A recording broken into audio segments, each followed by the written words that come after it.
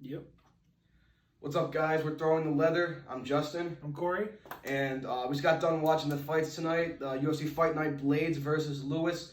Really solid card. I mean, almost every fight on the main card, aside from two, were finishes. So really, really solid. Three on the main card were finishes. But really, really solid night. Massive knockout by Derek Lewis. Knocked out Curtis Blaydes in the second round with an uppercut from hell. That nobody throws anymore. I've been saying No. it forever.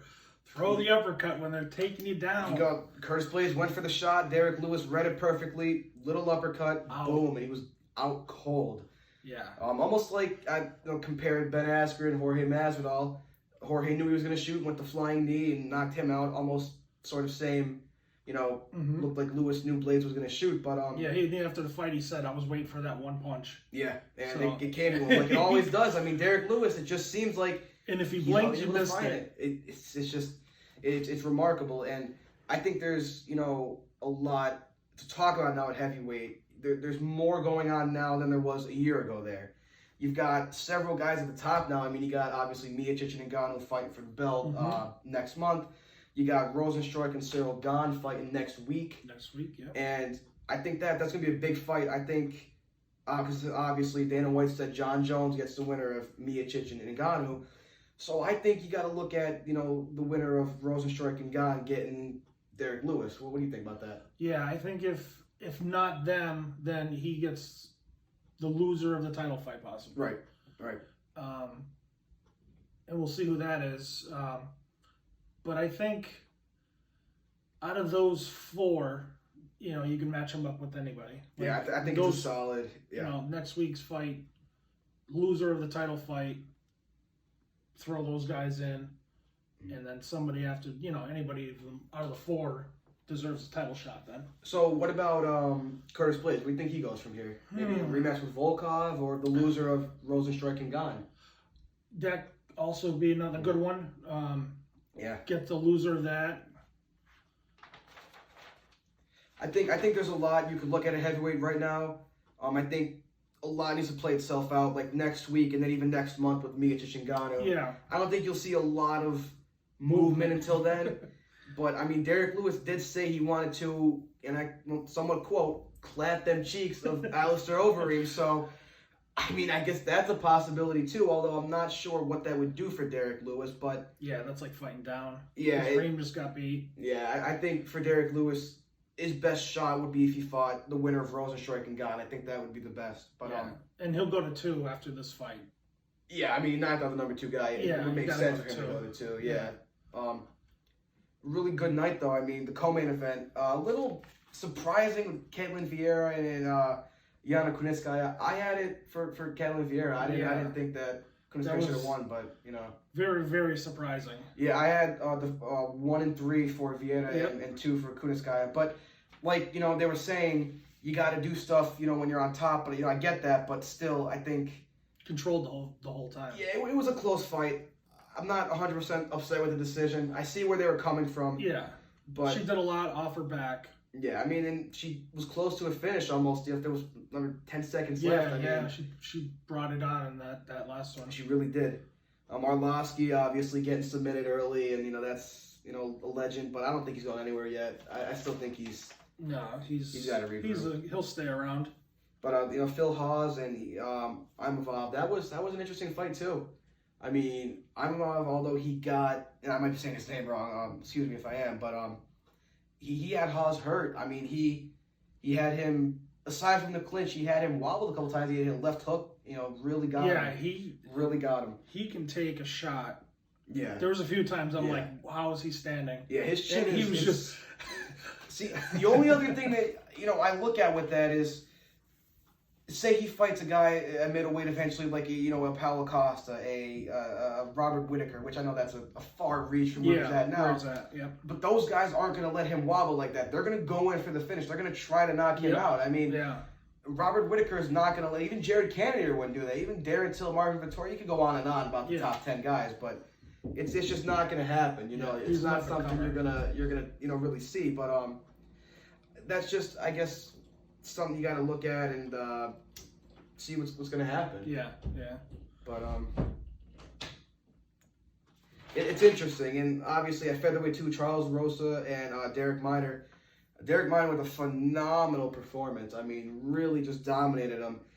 One judge gave it to Charles Rosa. I don't know what fight they were watching, but it wasn't the fight we were watching. No, I mean, that was.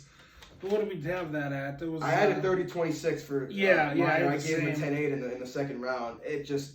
It wasn't a close fight. No, it was, it was definitely not a close fight. No. He was on top the whole time, dominated, controlled him.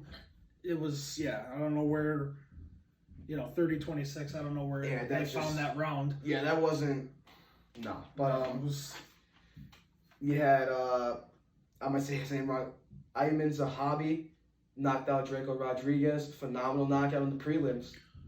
Really, really nice knockout there. Really, really nice. Another maybe up-and-coming prospect, something to look at. Casey O'Neill, another prospect, knocked out Shana Dobson, second round, really, really nice. Yep. But stoppage, was that a stoppage? That was, yeah. Yep. Yeah. Really just nice. I mean, just a pretty solid card. I mean, I was not disappointed with the prelims. I was not disappointed with anything. It was, a really solid night. And the strikes, if you look too, was the 52 or the 28 out of the 52 total strikes for Blaydes. But like you said, that he was looking for that shot. That's all. I bring back to when Derek Lewis fought Alexander Volkov. Volkov was dominating that fight. Lewis landed that right hand with like 10 seconds to go in the fight, something like that, and he could put you out. He could put you to sleep with one shot. Yeah, and I think Curtis Blaydes' fault was not going for the takedown immediately. I mean, I don't think he take him down. I mean, he had, 3 takedown attempts? He didn't get any of them. I mean, I think that was something that really factored into Derek Lewis coming out with that uppercut, and he was ready for it. Mm-hmm. And I don't think Curtis Blaydes was ready for Derek Lewis to come up with that uppercut, and it showed, because that was a really nice shot by Derek Lewis. Mm-hmm. It really was. Just another big card next week too. Another fight night card.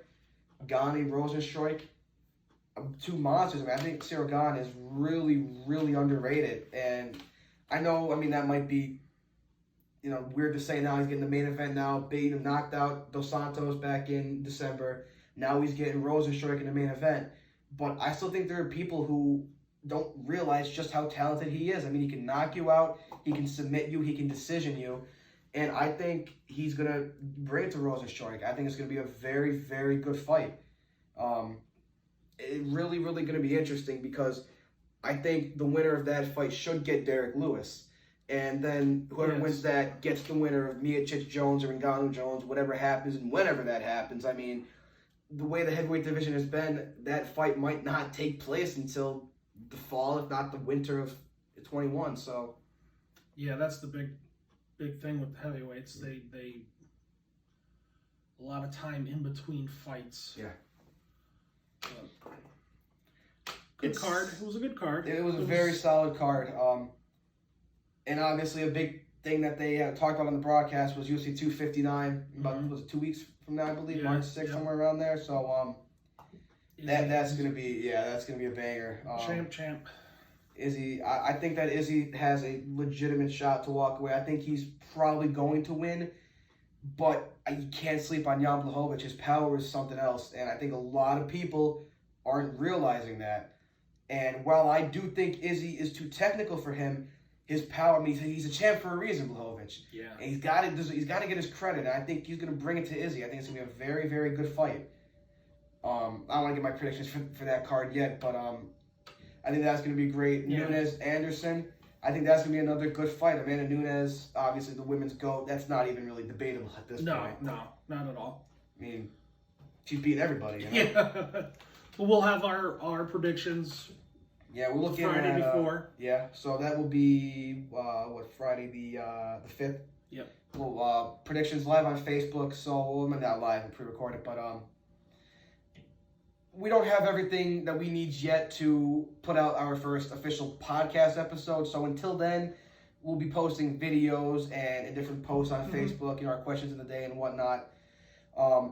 right now we are looking at releasing the first podcast episode to Spotify, Apple, Google, maybe even YouTube on Monday, March the 15th. So hope you guys are excited for that. More to come. Yeah, I mean, we really appreciate the support. We're humbled by it. I mean, it's been, a couple of weeks now since we started this. We already have a lot of support, so, I mean, it's really appreciated. If you like fights, if you like talking about them. Tell your friends. I mean, you guys got anything you want to see, send us a message, send us an email, comment. I mean, we will take a look at it and we will give it some thought. Definitely. We want to hear feedback.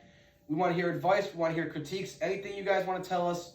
You want to send in a messenger, you want to email us, it's all in our bio on Facebook, Instagram, so. Got a lot of things coming. Yeah. We got some big tournaments. We got some big things coming, we got some all-time tournaments coming. We got a lot of stuff in the works. Yeah, yep. So, again, we really appreciate it. Don't think it doesn't go unnoticed. Anything else you want to add? Thanks. Let's get to it. Absolutely. We're throwing the leather. I'm Justin. I'm Corey. Thank you guys. And